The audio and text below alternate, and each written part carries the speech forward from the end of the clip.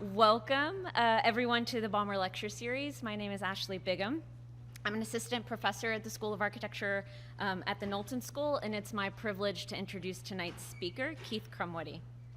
Tonight is particularly exciting because Keith's lecture kicks off the Fulfilled Symposium, which will continue here in this auditorium tomorrow morning at 10 a.m. As a symposium and exhibition, Fulfilled will consider the role of architecture in a culture shaped by the excessive manufacture and assuagement of desire. It will do this through three main themes of material, logistical, and cultural fulfillment.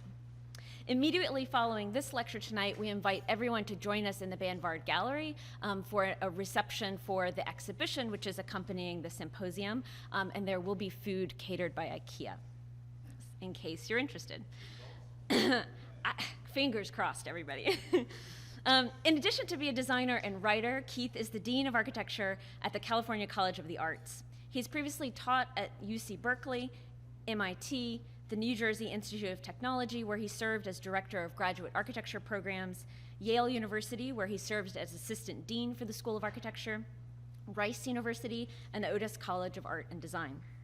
He holds a Master of Architecture degree from SCI-Arc, where he was awarded the Best Thesis Prize, and a Bachelor of Arts degree with honors in architecture from UC Berkeley. Keith has exhibited at the 2017 Chicago Biennial, the Lisbon Architecture Triennale, the Cooper Union School of Architecture, the Sam Fox School of Design at Washington University in St. Louis, Princeton University School of Architecture, and many other venues.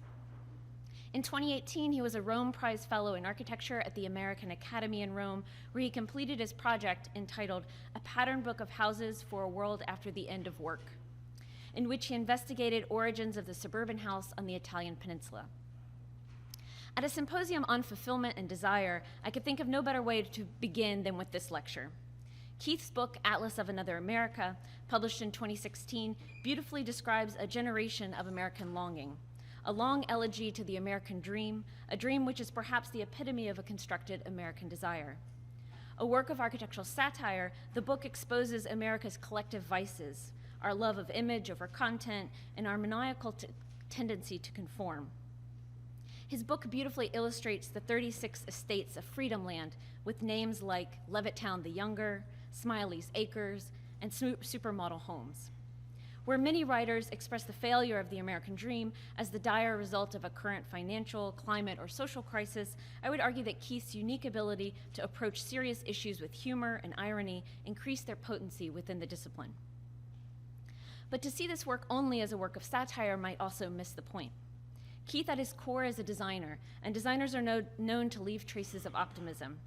The very act of design itself is optimistic, as it promises first that it is possible to impact the future, and second, that the future would be worthy of artistic delights.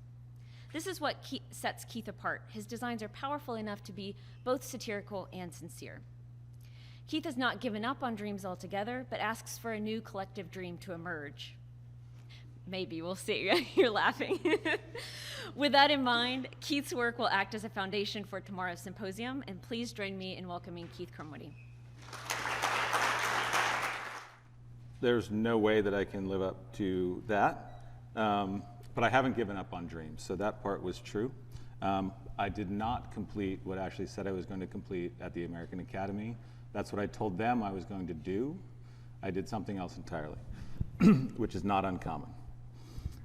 It's really wonderful to be back at OSU. I was here in 2008 to lecture in this very room. As I began my research on some of the things that I'll show you tonight, after which I remember Rob Livesey asking me why I cared about this shit, something along those lines, and I really probably couldn't explain very well at that point in time why I care about these houses that I'm going to show you tonight. But hopefully after I show you some of the work that I've been doing over the last 10 years, you might get a sense of why I think it's important to look at these things. Most of what I present tonight will be drawn from Atlas of Another America, a collection of stories about the American dream produced through a combination of materials, words, images, plans that I've collected over the years. Atlas of Another America is a satirical study of the American dream, delivered in the form of a fictional architectural treatise for a utopia called Freedom Land.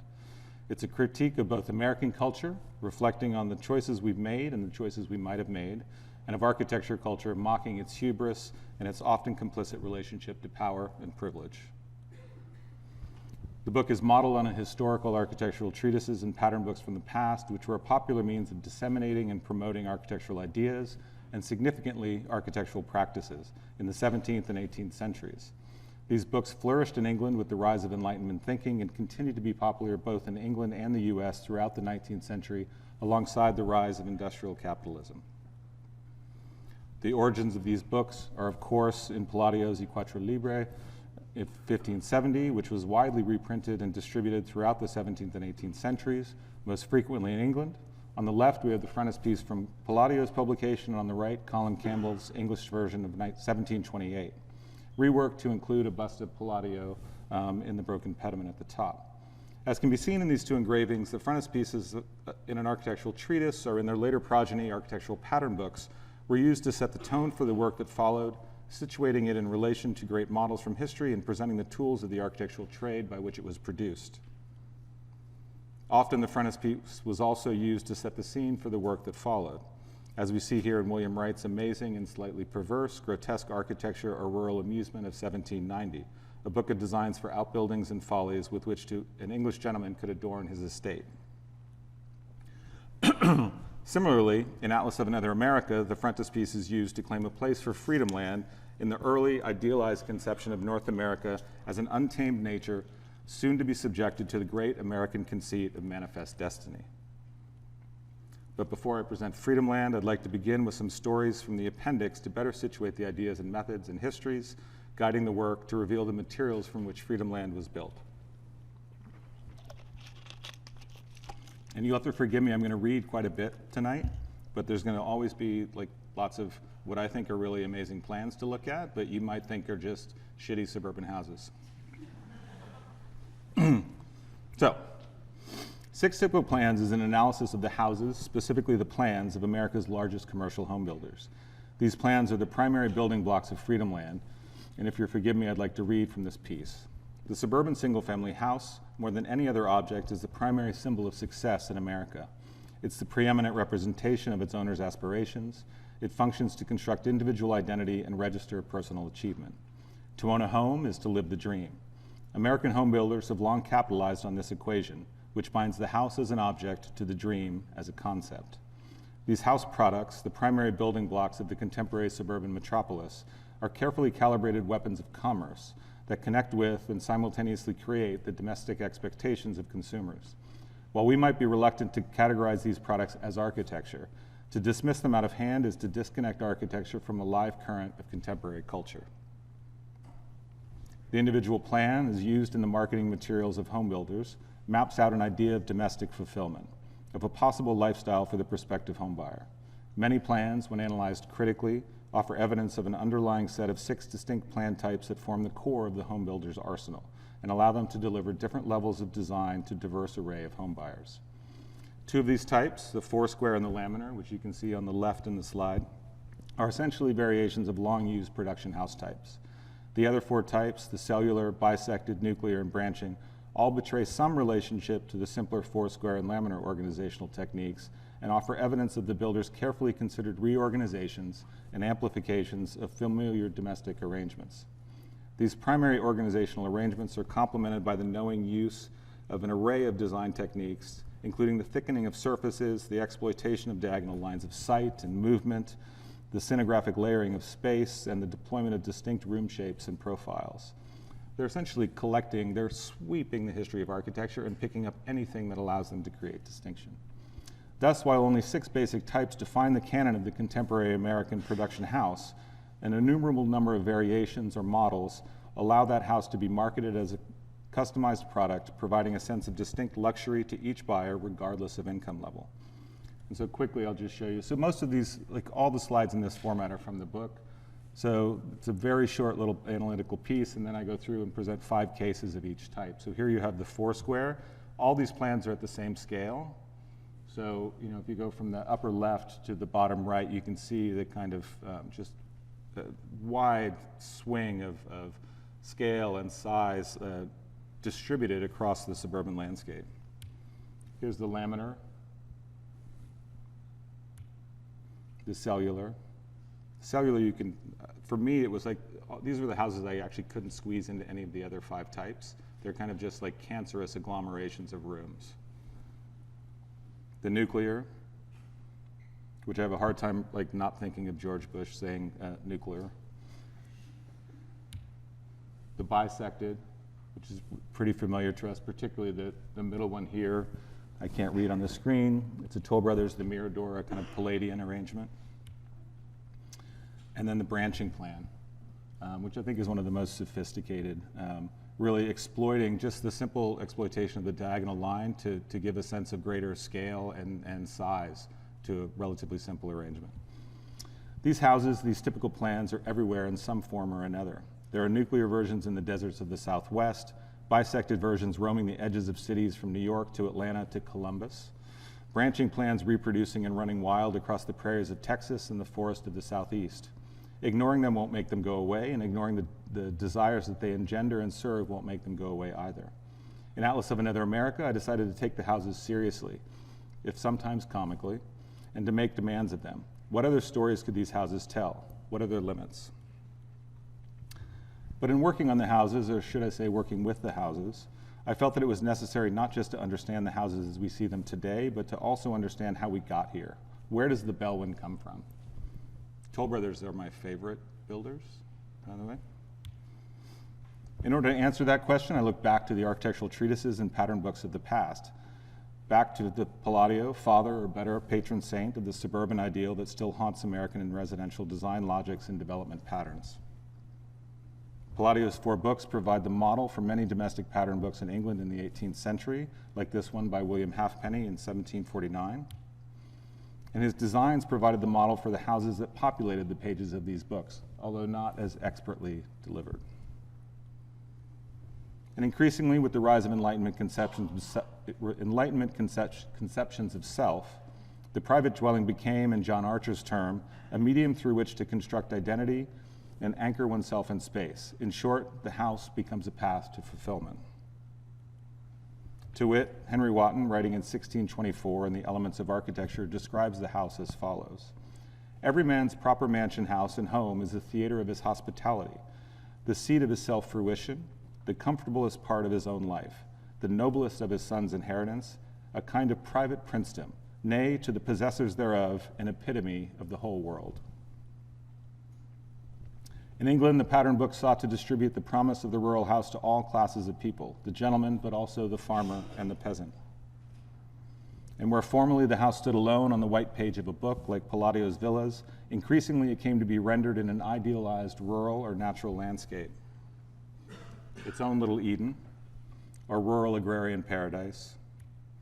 And we see very early in these pattern book houses the claim for luxury and grandeur and uniqueness that is still present in the suburban houses of today. This is the plan and elevation for a small house in the style of a chateau. And here we have a villa in the style of an abbey by Richard Elson. Elson writes in his essay on rural architecture of 1803 that, quote, "In the country, the gentleman is at full liberty to do just as he pleases, and the architect has a full scope to display his genius and talents. No wonder, then, to find gentlemen whose employments and business lie in the city, but are so desirous of a villa or country house a few miles out of town." And across the English Channel at about the same time, Durand, here with Ledoux standing in, writes that if happiness, and here's my parenthetical, and isn't this another way of describing fulfillment, is anywhere to be found, it's surely in a country house, agreeably sited, far from the cares of business, the tumult of cities, and the vices and overpopulous communities. In such peaceable dwellings, the sweetest repose may be enjoyed, and the joys of study savored without distraction. There, the delights of friendship are unconstrained, and the soul is exalted by the magnificent spectacle of nature. In 1804, Edmund Bartell, architect of this rustic abode, writes, "The love of a country life seems to be innate in the human breast. Man seeks large and populous cities only by necessity." Across the 19th century, these pattern books of rural houses proliferated in England. This is a plate from W.F. Pocock's Architectural Designs for Rustic Cottages. And here's a design by Robert Luger from his architectural sketches for cottages, rural dwellings, and villas. While the design took a variety of styles, the drawings all isolate the house in nature. Like it's almost Actually, I can't even think of a single case where a house is rendered in relation to another house. It's always alone. Sometimes to an absurd degree, as in design number 1 from P.F. Robinson's Rural Architecture of 1828. This is an English pattern book. It looks like an alpine landscape that this house is sitting in. Pattern book was also popular in the US in the 19th century, as was the ideal of the country house and its concomitant benefits. H.A. Downing, writing in 1847, states, "In the country, we believe in the bettering influence of beautiful country houses, in the improvement of human nature necessarily resulting to all classes, from the possession of lovely gardens and fruitful orchards." From the beginning, then, the house, standing alone in a bucolic landscape, became inextricably linked with the American dream. And that same image, that same ideal, albeit a little bigger and a little brighter, retains its power today. After the Great Recession of 2008, I took a crack at analyzing the American dream industrial complex by rewriting Rem Koolhaas's typical plan essay. Koolhaas's essay, published in SML Excel in 1993, was a self-described meditation on the American office building and, by extension, the American city, Rem's early obsession, before the countryside.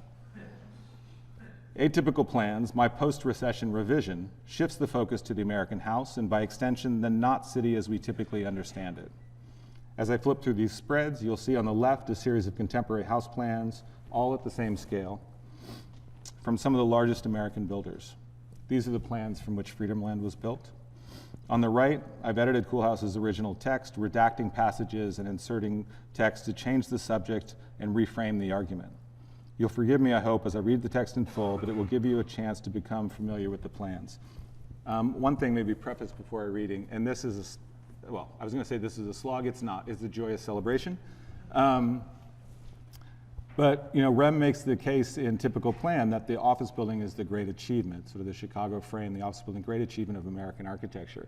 And that's true if one understands it from a professional perspective.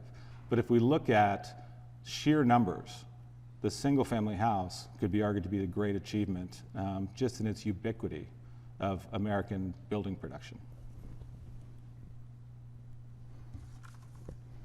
Atypical plans are an American fabrication. They are 360-degree architecture, architecture drunk on an excess of space and resources. They belong to the New World. The notion of the atypical plan is disconcerting.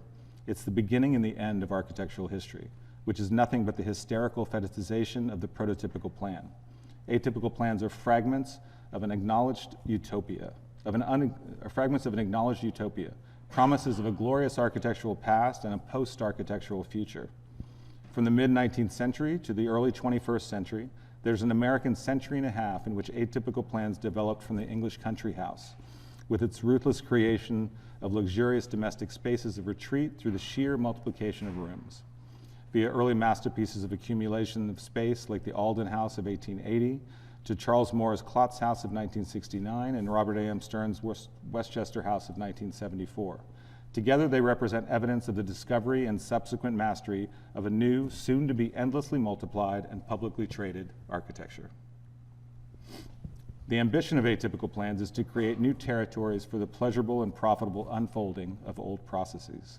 In this case, idealized accommodations for domestic activities in an ownership society. But what is domesticity? Supposedly the most primitive and circumscribed program, it is actually the most modern and mutable. Domesticity makes conflicting demands. The architects of atypical plan understand the secret of the business of domesticity. The house represents the first totally absorptive program. It demands a particular, but not a specific architecture. It functions both to distinguish its occupants' existence and signal their market participation. Dwelling can invade any architecture, domesticity cannot. Within this financially determined framework, atypical plans generate marketable character.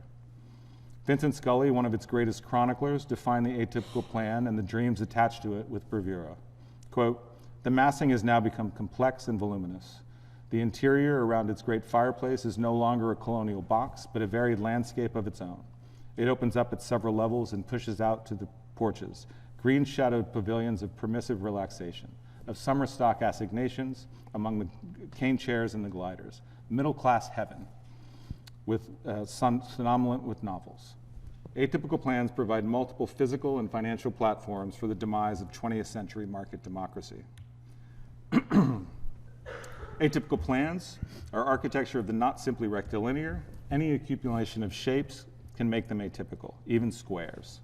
They are products of a new world where sites, physical and financial, are made, not found. At their best, they acquire a formless iconicity. They represent the point where the home, through sheer economic irrationality and spatial inefficiency, assumes an almost mystical status. Atypical plans are maximalism for the masses. Already latent in the first exuberantly non-utilitarian explorations, by the end of the era of atypical plans, i.e. now, the non-utilitarian is refined as a sensuous science of coordination. Oversized columns, massive multi-layered facades, coffered ceilings, marble tiles, accent lighting, luxurious bathroom fixtures, abundant electrical outlets, hardwood flooring, artfully staged furniture, tasteful color schemes, central air conditioning that transcends the practical to emerge in a rarefied existential domain of guilt-free subjectivity. You can never only be in atypical plans. You can only act, sleep, eat, make love, and hopefully refinance. Atypical plans are deep, wide, and sprawling. They have evolved beyond the naive humanist assumption that contact with the exterior, so-called reality, is a necessary condition for human happiness. If that is true, why build at all? And anyway, aren't the disadvantages of the exterior disadvantages which the multiplication of atypical plans have helped produce, ozone depleted, carbo-charged, globally heated, by now well established? Mortgage-backed securities and mortgage interest deductions, which are the sine qua non of atypical plans, impose a regime of speculation that defines invisible communities, not quite homogeneous segments of a market-born collective channeled via complicated calculus through real estate mortgage investment conduits. Heroically, the egoless architects of atypical plans effortlessly deliver generic worlds of pure ego.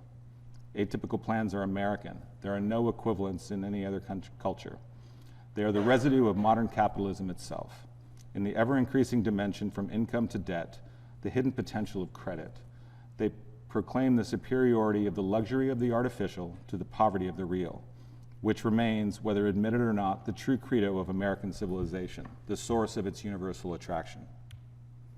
Atypical plans have learned what architecture could never admit, that the coordination of matter and desire is at most postponed failure, a temporary rollback of the frontiers of economic chaos.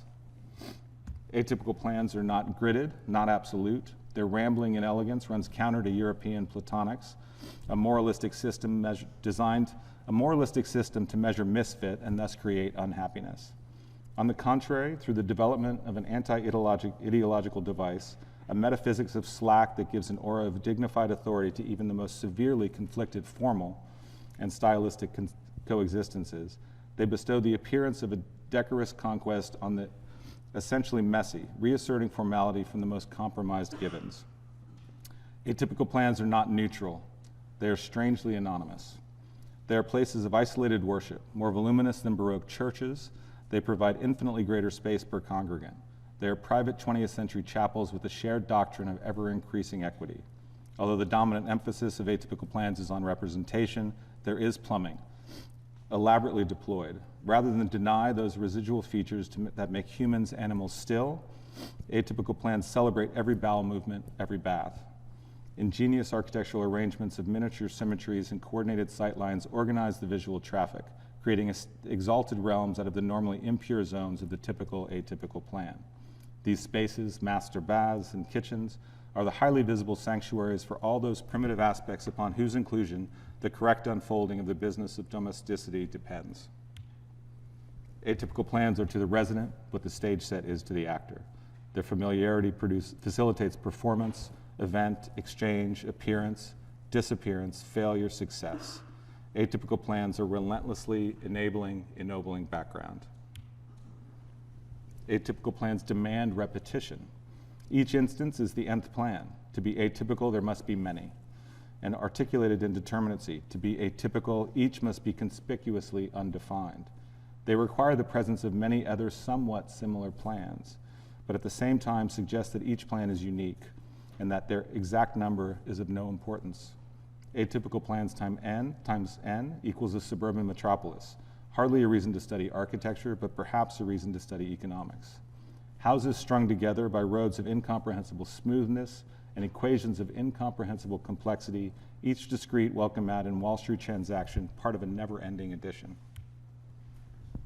We're getting to the end. Atypical plans threaten the myth of the architect as demiurge, enlightened source of order and discipline. As in the scene of a crime, the removal of all signs of the perpetrator characterizes the true atypical plan. Its authors form an avant-garde of developers as erasers. Its unsung and unnamed designers, laboring anonymously for the Toll Brothers, D.R. Horton, K.B. Home, and a host of others, represent vanishing acts so successful that it is as if they had never appeared. These architects transform comfort into luxury, creating aleatory playgrounds, interior Elysian fields, accessible in anyone's lifetime, i.e. the American dream, in quantities, millions of acres, that are no longer, sadly, unimaginable. Securely entrenched in the domain of Philistinism, atypical plans have obvious affinities with other popular arts. The sampling of familiar yet distorted references has a focus group generated quality. It's the equivalent of manufactured pop music, serial television, greeting card poetry, assembly line art. It is architecture as affirmation. Atypical plans are as full as possible of floor-level changes, of layered views, of volumes pressuring an irregular perimeter, and of a maximum of materials. All other architecture is about reason and consistency, order and security. Atypical plans are about passion, the soothing of our insecurities. Architecture is monstrous in the way in which each choice leads to the reduction of possibility. It implies a regime of either-or decisions, often claustrophobic, even for the architect. All other architecture preempts the future. Atypical plans, by making any choice viable, denies it entirely, along with any sense of the past, keeping us forever in the present. The cumulative effect of all this fullness, this systematic commitment to volume, is paradoxically low density. The typical American city is a brute accumulation of atypical plans, a vast plain of incrementally planned obsolescence. Hollowness is field. Could the speculative house be the most radical typology? A kind of omnitype defined by all the qualities its occupants aspire to, all the most delivered as the most delivered program of the late modern age. Its effect is totalizing. Atypical plans are the latest mutation in a chain that has revolutionized the urban condition. Concentrations of atypical plans have produced the subdivision, picturesque cluster, accumulations of subdivisions, the only new urban condition, exurbs, defined by sheer quantity of low-density, high-calorie matter, rather than as a specific formal configuration. The periphery is now universal, and every place defined by like-minded indifference. Practically immune to local variation, the atypical plan has made the city unrecognizable, an unidentifiable object. Atypical plans are a quantum leap that provokes a conceptual leap, an abundance of content and quantities that overwhelm or simply preempt intellectual speculation. What delusion triggered the spread of atypical plans? Where did the sprawl start? Was it their very apotheosis that turned houses into real estate, dwelling into gambling? Did plans with surplus qualities create men with outsized appetites? Were the spaces of atypical plan the incubators of the faithful followers of geeks bearing formulas? Suddenly, the actor blamed the set for his lack of character. If typical plan accommodated inconspicuous production, atypical plans celebrate conspicuous consumption. They make most houses into individual trophies, filling the city with the alarming assertions of millions of environmentally disconnected yet financially interdependent individual mini-ecologies. Environments that seemingly demanded little and promised everything were suddenly seen as infernal machines for stripping identity and wealth. I'm going to skip that one. For houses, America multiplies typical plans atypically, using a model known since the Renaissance. The aristocratic palace or manor house. Is there a connection between the notorious individualism of the American population and its sacred cow, the detached private residence? The American house is fat as its ground blanketing cumulative substance is thin. The American needs status and space, even though a simple extrapolation of the square feet involved reveals that this need will destroy the very resources that reassure him of his manifest destiny. Where the European minimum dwelling assembles a critical mass, the American house inflates it, simply because things that happen in houses are supposed to be good. We like our goodness in big doses. There is something almost insane and masochistic about the quantity of utterly inferior substance that is generated in the New World in the name of achievement, or in the name of fulfillment. If typical plans promise the dream of mass-produced collective dwelling, then atypical plans deliver the reality of a mass-customized collective debt. Thank you for bearing with me through that. This drawing was done for the first publication of atypical plans in Perspecta quite a while ago, and in some ways the origin of Freedom Land. Entitled Alison's Acres after Alison Smithson, if we have patron saints in this lecture, which I guess we have a lot of, she's the patron saint of the Matt building.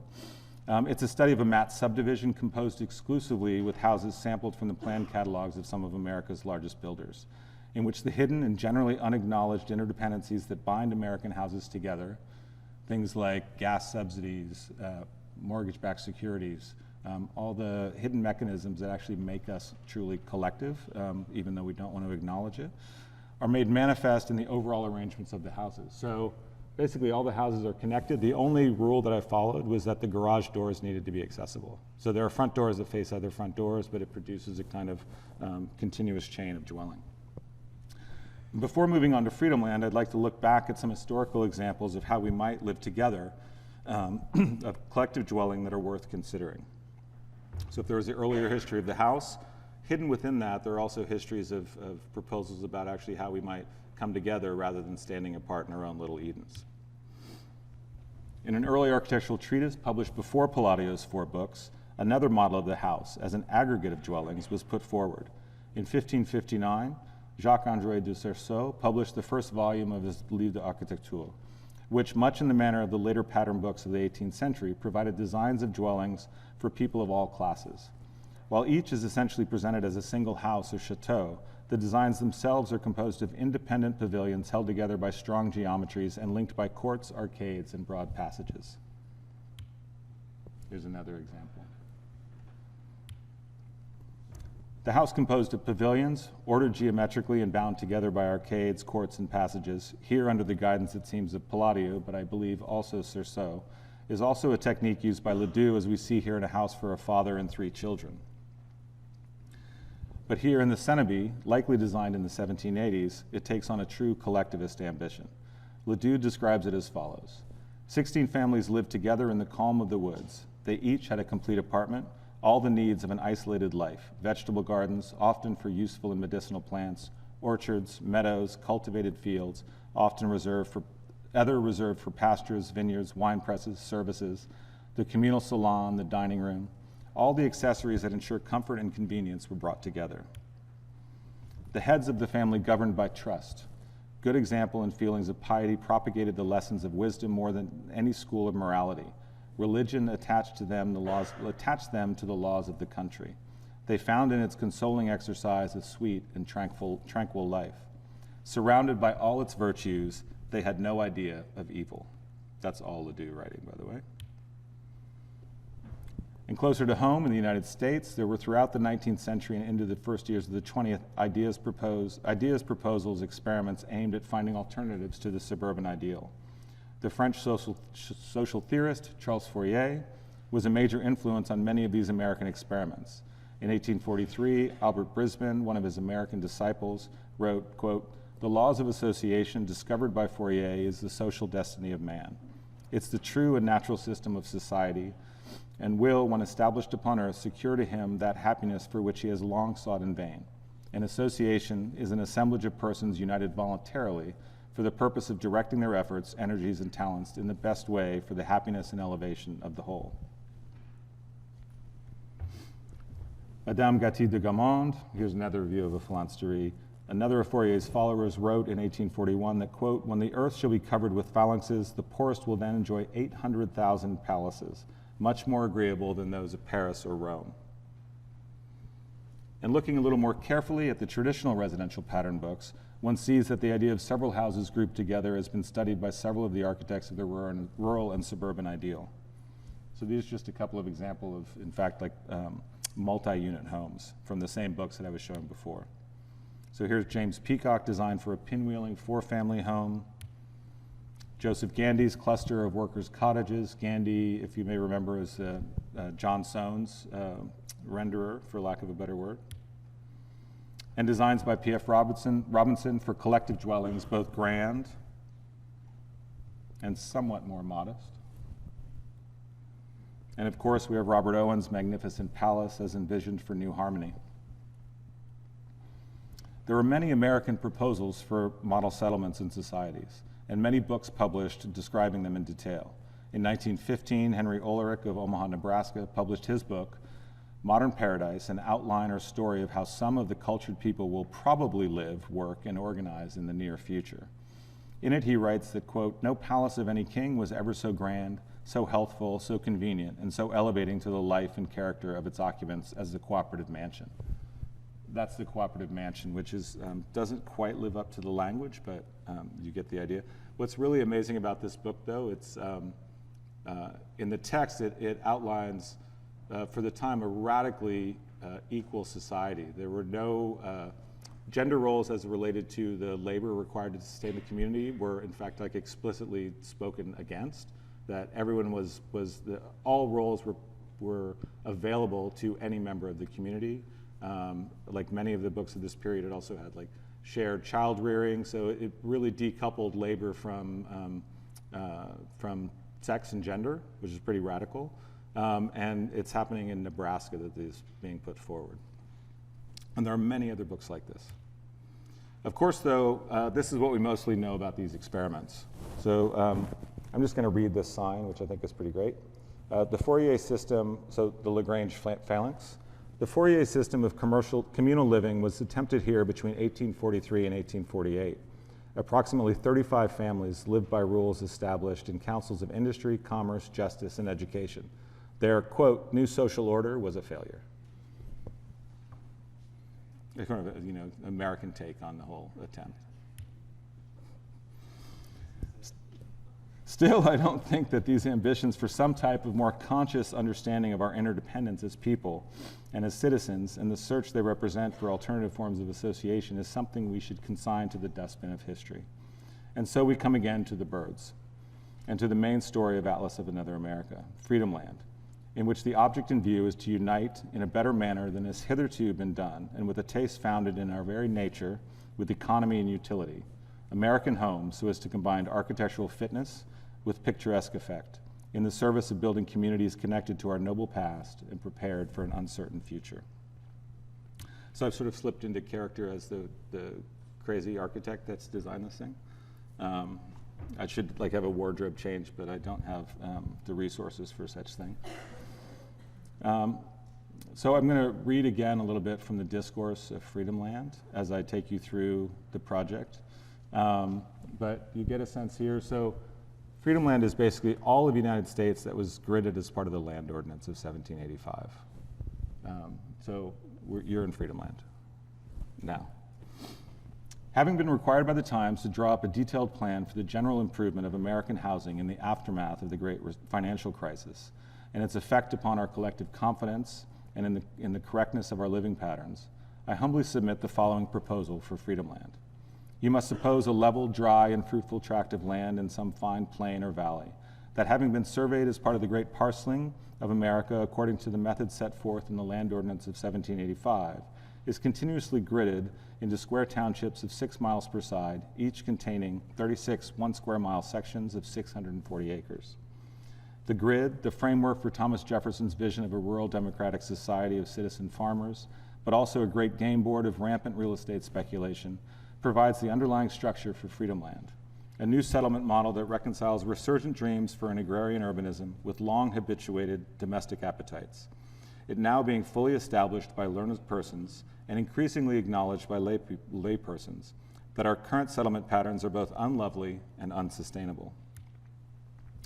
Freedom Land is premised then on the following irrefutable truths: that local farming is good, being that it provides better food and makes better use of increasingly limited resources than commercial agriculture. That urban living is also good, improving as it does the health, happiness, and prosperity of the population, and that the majority of Americans, the veracity of the above notwithstanding, still aspire to the material and spatial luxuries represented by the detached single-family house, as it is most resplendently found in the suburbs. The plan of Freedomland results from the subdivision of a typical survey township into 4 equal squares, 3 by 3 miles. The northwest and southeast quadrants are established as new towns and further subdivided into 36 square sections. The 2 remaining quadrants are preserved in, or if necessary, restored to their natural state as unencumbered retreats for the pleasures of the town people. 1 survey township, thus divided, is the absolute minimum area necessary for the establishment of Freedomland. If this plan is aggregated to form a group larger than a single 36 square mile township, then a checkerboard layout results in a like manner to that proposed by Mr. Jefferson, producing at the grand scale an alternating arrangement of town and country. There's no maximum limit to such an aggregation except for any geographical or political obstacles that may arise to thwart the just and proper extension of the settlement by the townspeople. The 4 sections at the center of each town are occupied by a civic core comprised of the infrastructure necessary for the maintenance and preservation of the community. Whereas the original land ordinance reserved Section 16 at the center of each township for use for education, in Freedomland, it being recognized that the choices in means and methods of education are best left to individual families, the central squares are rightly devoted to more pressing and universal needs. The waste square, an ever-growing manicured pyramid of refuse, rises slowly in Section 16. The water square, a circular reservoir nearly 1/2 mile in diameter, occupies Section 15. The energy square, a forest of 20 by 20 foot solar panels, powers the town from Section 21, and the market square, anchored in Section 22 by a 10-acre big box of community and commerce, provides a venue for public assembly as well as access to those products and services not produced through the prodigious industry of the townspeople. The 32 remaining sections are quartered to form 4 equal parcels of 40 acres each. The 128 individual neighborhood estates thus establish, each an independent self-governing community, are further divided into 4 10-acre squares, of which 3 are dedicated to agricultural pursuits, while the dwellings are located on the 4th. In this manner, fully 3/4 of every town in Freedomland shall remain open, green, and free of buildings. Each neighborhood estate of Freedomland is comprised of between 8 and 64 houses, all those within any particular estate being one just like the next, and in this manner ensuring a cohesiveness of identity and a consistency of character such that property values are protected and community values are promoted. Whereas architects have proven themselves disinclined or perhaps just ill-prepared to deliver designs desired by a majority of the American people, the houses in Freedomland are built according to the designs carefully selected from among those produced by the country's greatest builders. Designs that have proven to be highly popular with persons possessed of the most discriminating taste and therefore certain to attract the finest type of citizen. Depending upon the number of houses and the manner in which they are arranged, a neighborhood of houses may take on the character of either a large villa or a small village. Families thus are able to select the estate that most closely matches their spatial, stylistic, and consequently social preferences, thereby affording them a life among like-minded neighbors with a shared sense of duty and purpose. It being well known that people by their very nature are equally desirous of the pleasures of novelty as they are needful of the comforts of familiarity, Freedomland seeks to offer both in due time. Taking advantage of the increasingly short lifespan of our houses, and in a manner similar to crop rotation, the entire estate, including the dwellings, which are dismantled and rebuilt, rotates counterclockwise every 20 years, completing a full rotation after 80 years. This has the positive effect of providing each resident at regular intervals with a new home that is exactly the same as their old home. As each estate rotates, this has the further beneficial consequence of producing an ever-changing prospect of built and open space throughout the town. So here you see 0, 20, 40, 60 in the same quadrant. It's hoped that this description, concise as it though may be, is sufficient to describe the sublime structure of Freedomland, its natural and rightful connection to the foundational principles of our great country, and its superiority to our current modes of settlement.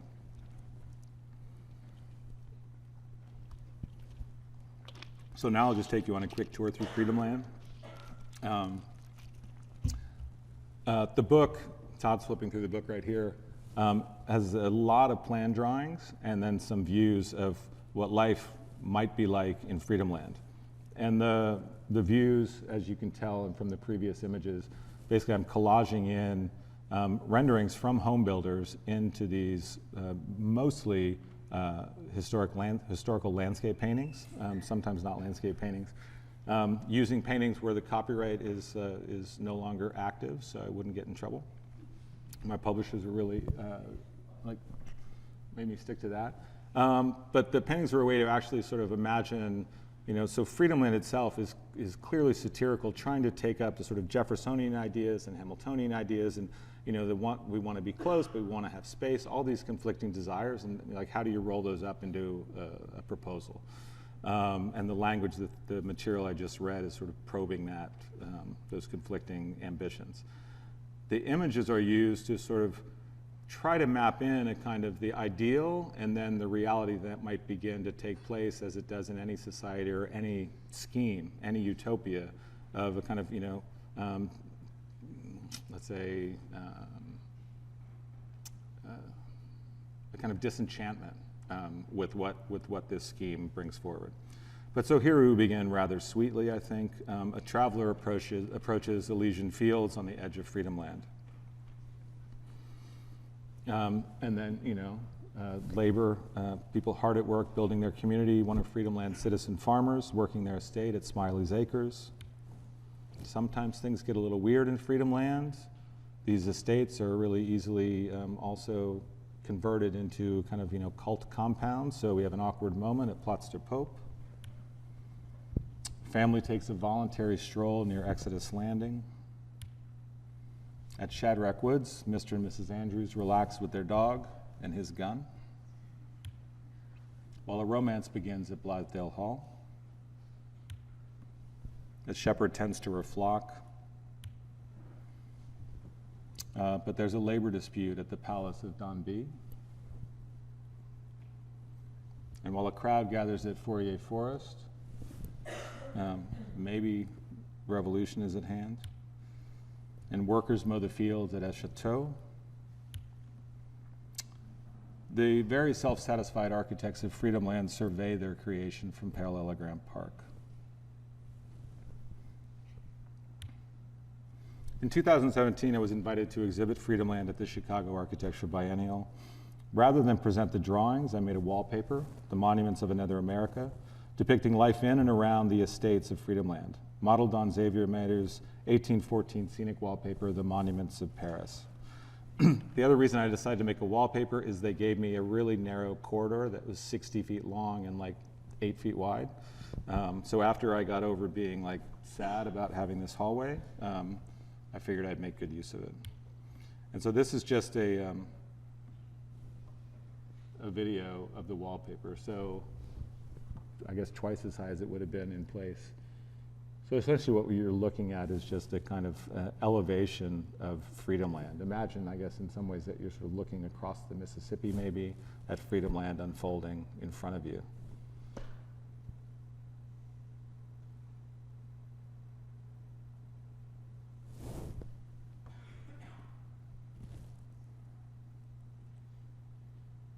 And there's lots of little Easter eggs when when it's full scale in front of you. There's Thomas Jefferson peering lecherously at like a milkmaid. Lots of little goodies. Giraffes, some other things. Alice of Another America closes with a very short story, New Homes for America, which I will read. It's very short, so. Working feverishly through the night on her new assignment, the architect shuffled through the company's catalog of home plans, searching for the perfect profiles, the right balance of expression and order, internal embellishment and external massing. Huddled over the machine, she made copy after copy, mirroring the plans as she went, clipping away a bit here and a chunk there, and then matching it to its inverted neighbor. She was on a deadline. Her employer wanted something new, something bigger, something better, for all those empty nesters whose grown children were returning. All those new, expanded families, but not something too new, they told her. Work with what we have, they said. We know how to build these things. She remembered laughing derisively under her breath when the HR rep, reading aloud from the latest sales brochure, described the company's trademark design method, life design, to the new recruits. Remember, you're not just designing houses, you're designing lives. Because as the boss says, life design blends the fundamentals of design, architecture, engineering, physics, psychology, and sociology to create a house that looks better and lives better than all the rest. At the time, it sounded absolutely absurd, but now she got it. And now, as her houses grew ever longer and more elaborate, she laughed aloud with glee as she imagined the fantastic new lives that would unfold along their length. As day broke, she stood up and stepped back from the table, exhausted. She surveyed her creations, and she was happy. Then it struck her. Her houses needed names. The company always named their plans, and they always used names that, through association, lent prestige to their product. There were the plans named after Italian cities, the Vicenza, the Roma, the Pisa, the Milano, or famous artists, or sometimes architects, the Picasso, the Renoir, the Van Gogh, the Palladio, or the founding fathers, the Washington, the Hamilton, the Franklin, the Jefferson. The names rarely had anything to do with the actual design, though occasionally a design resembling Mount Vernon might be called the Mount Vernon. She realized that she wanted her houses to have names that were meaningful, names with history, names that spoke to her wild aspirations for the lives of those who would eat and drink and laugh and cry and love and hate in them. Then it came to her.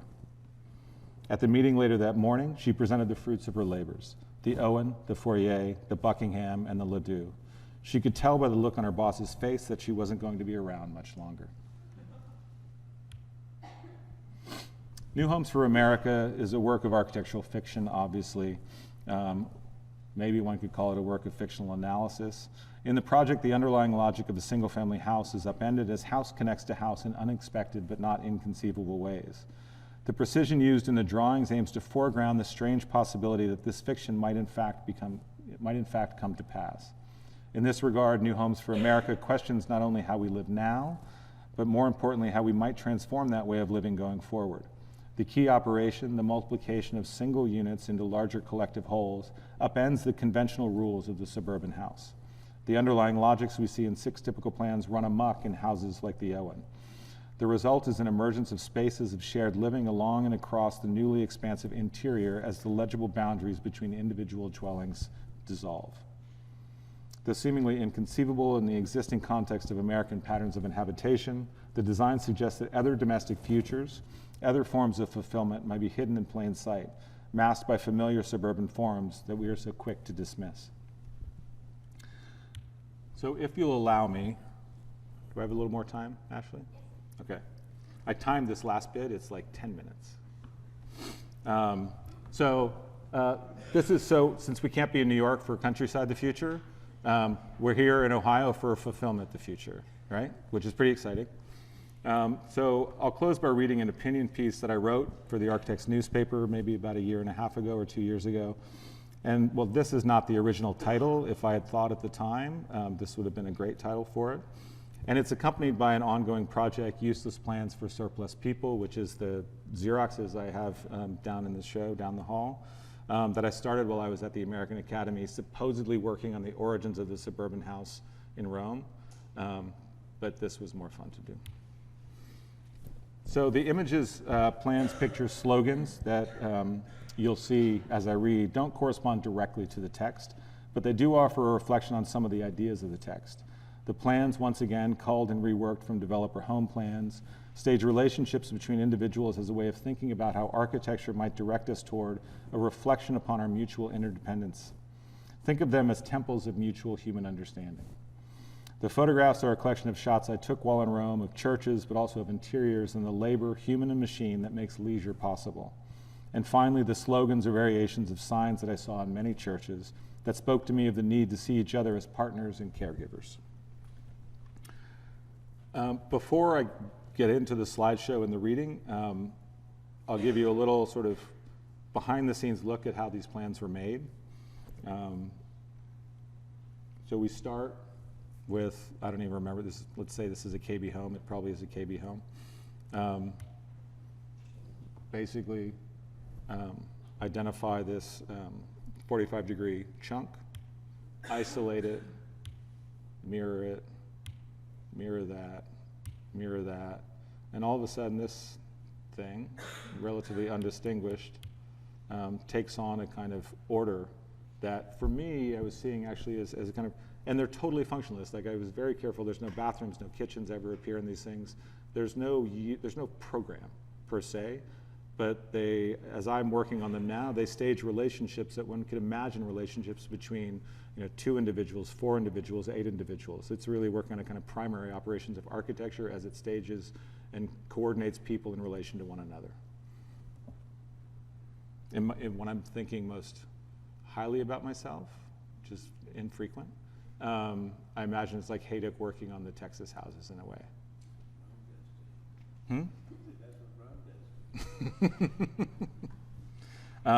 So now, don't worry, it's 9 minutes, I tell you. But there's like 115 slides are going to pass the screen while I read about every 5 seconds. So now a reflection on life after work. Americans define themselves through work. It builds character, so we believe.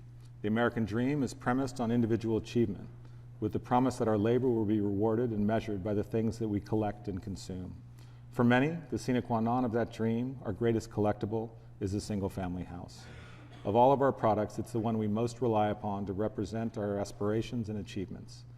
Throughout the history of our republic, the idea, promoted from the beginning by the likes of Thomas Jefferson, heir to Palladio and father of the American suburban ideal, of living in a freestanding house in the middle of one's own personal Eden, has been the dream of generation after generation.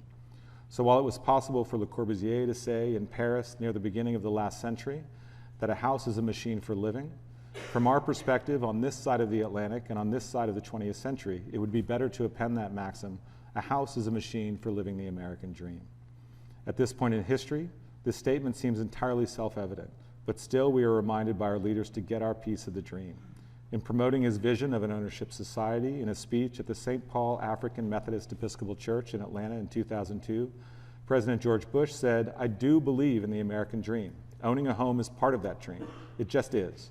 Right here in America, if you own your own home, you're realizing the American dream."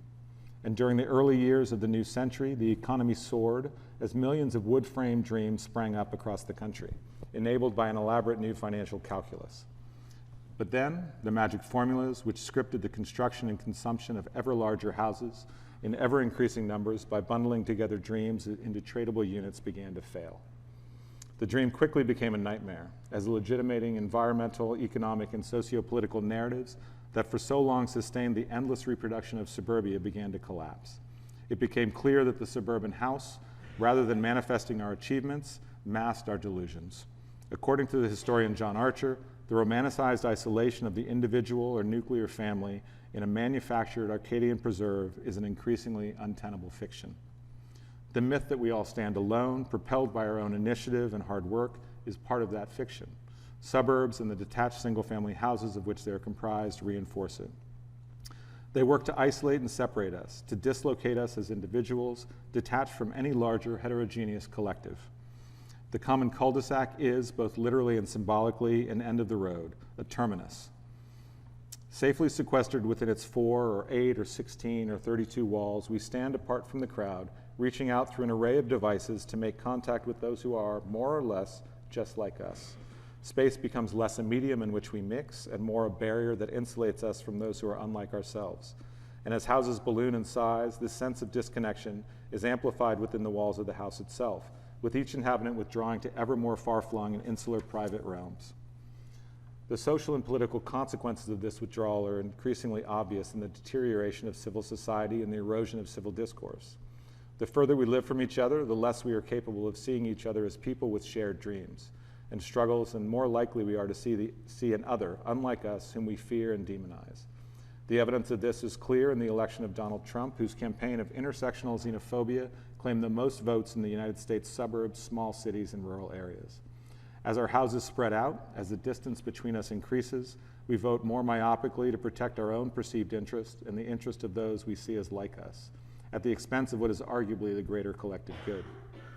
But is the detached house with its resulting social detachment a prerequisite of the American dream? Is it possible to imagine other futures for the dream and consequently other futures for dwelling? What would happen if personal happiness were no longer so closely tied to economic success derived from the fruits of one's labor? These are questions we would do well to consider.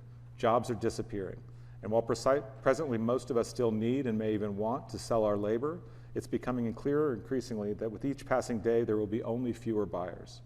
Our relationship to work, and therefore to the American dream, and therefore to our manner of dwelling, and therefore to politics, is changing. According to the network theorist Gert Lovink and the political activist Franco Berardi, the capitalist promise of full employment turned out to be a dystopia. There is simply not enough work for everyone. Zero work is the tendency, and we should get prepared for it, which is not so bad if social expectations change.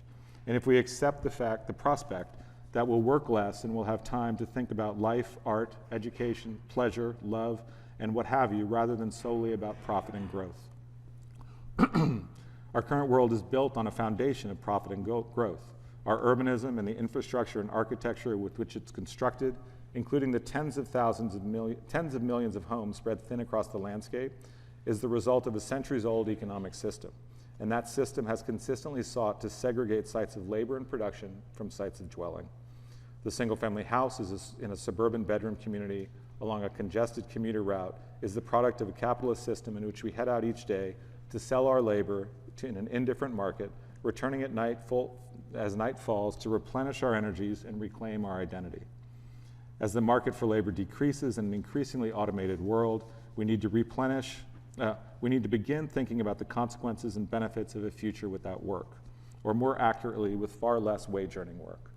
Even now, we can see that the shift is occurring. The recent collapse of the distinction between places of work and living is both a symptom of the underlying economic and technological transformations that are reshaping work as we know it, and a sign that points towards other ways of dwelling.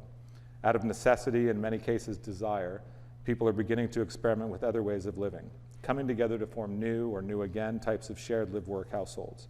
And as this tendency towards zero work increases, we will need to rethink the way we live. Because if we take the classical definition of work out of the equation, the whole structure of our cities, as well as our manner of living, makes a lot less sense. Already, this probability is leading economists, technologists, and political scientists, but sadly, few politicians on either the left or the right, I guess Andrew Yang is trying to get in there, to speculate on the structure of society in the future. A key question is how people will sustain themselves without jobs. There are renewed calls for universal basic income by tech leaders like Elon Musk, or a universal basic dividend suggested by Greek economist and politician Yanis Varoufakis. Bill Gates has even suggested that we tax robots. In any case, a new economic model, which will necessarily be accompanied by a new political order, in which we are freed from the obligation to sell our labor in order to survive, will require that we consider other conceptions of human productivity, other forms of human association, and of course, other ways of living. In such a future, the American dream, as it's currently defined, would have no utility. But how would we organize our lives in a world where we work less? What would we do? How would we live?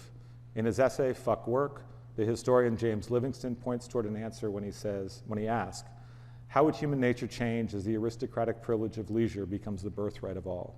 As architects seeking a way forward, we might ask a different version of Livingston's question. How would human habitats change as the privilege of leisure becomes the birthright of all? Liberated from the idea that our dwellings must be understood as freestanding castles, as isolated retreats from society through which we represent our individualism and secure our market share, we could instead conceive of assemblages of dwellings that collectively define a domain of mutual cooperation, interaction, and civil discourse. We have counter-histories of dwellings that offer us guidance in thinking about other possible domestic orders. In 1886, Jean-Baptiste Gaudin, the French industrialist, wrote that, quote, when constructed with a view to unity of purpose and interest, the homes, like the people, approach each other, stand solidly together, and form a vast pile in which all the resources of the builder's art contribute to best answer the needs of families and individuals. And following this, we might also allow ourselves to imagine, as a way of shaking off the dust of the 20th century, living in what social reformer Robert Owen described as, quote, a magnificent palace, containing within itself the advantages of a metropolis, a university, and a country residence, without any of their disadvantages, placing within the reach of its inhabitants arrangements far superior to any known and yet possessed by the most favored individuals in any age or country. Of course, the American dream can't be transformed overnight. There are aspects of it that are deeply embedded in our collective consciousness. At its core, the dream is about security, comfort, and familiarity, as much as it is about aspiration, accomplishment, and status. And any new ideas about the way we live, if they are to dislodge us from our long habituated connection to the single-family detached house, must be accompanied by new architectural models and delivered through compelling new narratives that situate the needs and desires currently manifest in the house within new patterns that make collective life more desirable. This may seem to be yet another call for a utopia, and therefore criticized as being divorced from the real and pressing concerns of the world. It's not. For as Lewis Mumford said, the prospects of architecture are not divorced from the prospects of the community. If man is created, as the legends say, in the image of the gods, his buildings are done in the image of his own mind and his own institutions. The real world is changing rapidly all around us. Meanwhile, we cling to increasingly outmoded dreams. In the future, if we hope not only to survive, but to thrive, we'll need to change our minds and rethink our institutions. We'll have to prioritize community as much as we currently prioritize individuality.